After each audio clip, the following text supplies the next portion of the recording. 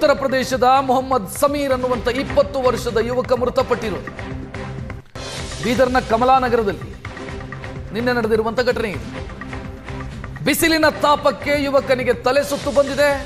ಅಂಗಡಿಯಲ್ಲಿ ನೀರು ಕುಡಿದು ವಿಶ್ರಾಂತಿ ಪಡೆದಿದ್ದ ಈ ಯುವಕ ನಂತರ ಕುಸಿದು ಬಿದ್ದು ಮೃತಪಟ್ಟಿದ್ದಾನೆ. ಸೊ ಯಾವ ರೀತಿ ಇದೆ ಹೊರಗಡೆ ಪರಿಸ್ಥಿತಿ ಅನ್ನೋ ಒಂದು ಅಂದಾಜು ಸಿಗುತ್ತೆ ನಮಗೆ. ಸಮೀರ್ ಅನ್ನುವಂಥ 20 ವರ್ಷದ ಯುವಕ ಮೂಲತಃ ಉತ್ತರ ಪ್ರದೇಶದವನು, ಕರ್ನಾಟಕಕ್ಕೆ ದುಡಿಯೋದಕ್ಕೆ ಅಂತ ಬಂದಿದ್ದ ಕೂಲಿ ಕಾರ್ಮಿಕ. ಬಿಸಿಲಿನ ಝಳಕ್ಕೆ ಆತ ಮೃತಪಟ್ಟಿರುವಂಥ ಘಟನೆ ಇದು ನಡೆದಿರೋದು ಬೀದರ್ನಲ್ಲಿ. ಡೀಟೇಲ್ ಗಮನಿಸ್ತಾ ಇದ್ವಿ ನಾವು. ಬೀದರ್ನಲ್ಲಿ 40, 41, 42 ಈ ರೀತಿ ಇದೆ.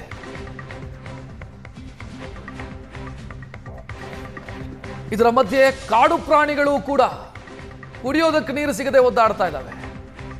ಸೊ ಇಂಥ ಸ್ಥಿತಿ ನಿರ್ಮಾಣ ಆಗಿರೋದು.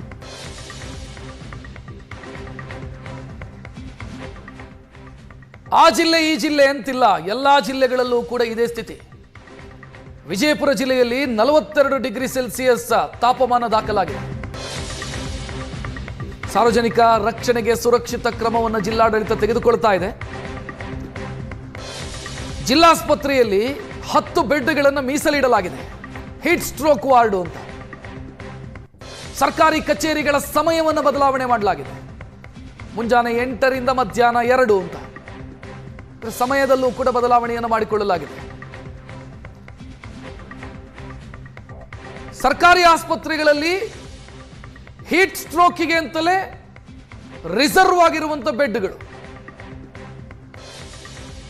ನೋಡ್ತಾ ಇದ್ದೀರಿ. ಇದು ಅದಕ್ಕೆಂತಲೇ ಮೀಸಲಿಟ್ಟಿರುವಂತಹ ಹಾಸಿಗೆಗಳು ಆಸ್ಪತ್ರೆಯಲ್ಲಿ. ಮುನ್ನೆಚ್ಚರಿಕಾ ಕ್ರಮವನ್ನು ತೆಗೆದುಕೊಳ್ಳಲಾಗ್ತಾ ಇದೆ.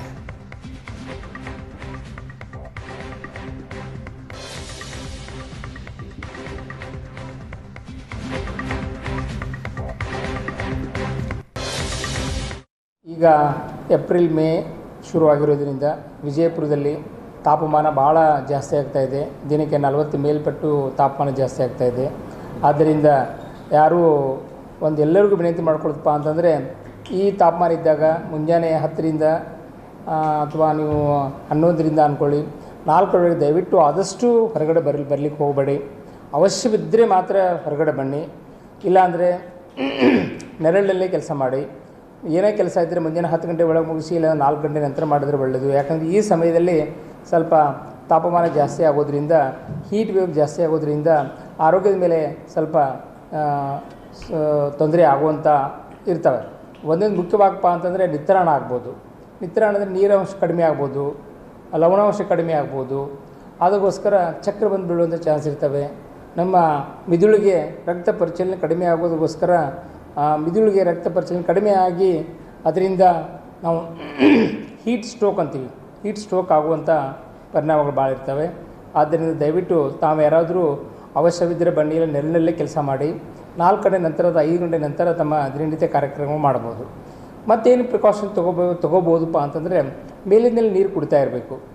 ಆಮೇಲೆ ತಂಪು ಪಾನೀಯ ಅನ್ನೋಕ್ಕಿಂತ ನಮ್ಮ ಭಾರತೀಯ ಪದ್ಧತಿಯ ಪ್ರಕಾರ ಮಜ್ಜಿಗೆ, ಮೊಸರು, ಪಾನಕ ಅಂತ ಹೇಳ್ತೀವಿ, ಭಾಳ ಹಳೆ ಪದ್ಧತಿ ಮಾಡ್ತಾಯಿದ್ರು. ಪಾನಕ ನೀರನ್ನು ಬಿಜಾಪುರದಲ್ಲಿ ಇವತ್ತಿನ ದಿವಸ ಬಿಸಿಲು ಅತಿರೇಕಕ್ಕೆ ಹೋಗಿದೆ ಮತ್ತು ಜಿಲ್ಲಾಧಿಕಾರಿಗಳು ಬಿಜಾಪುರ ಜಿಲ್ಲೆಯನ್ನು ಎಲ್ಲೋ ಅಲರ್ಟ್ ಘೋಷಣೆ ಮಾಡಿದ್ದಾರೆ.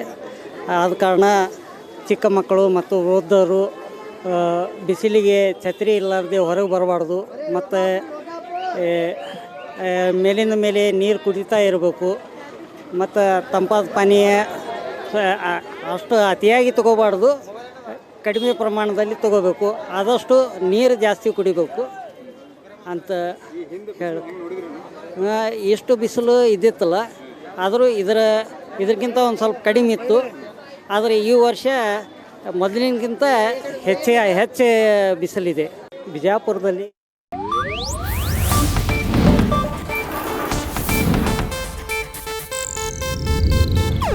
ಇದು ಏಷ್ಯಾನೆಟ್ ನ್ಯೂಸ್ ನೆಟ್ವರ್ಕ್ ಪ್ರಸ್ತುತಿ.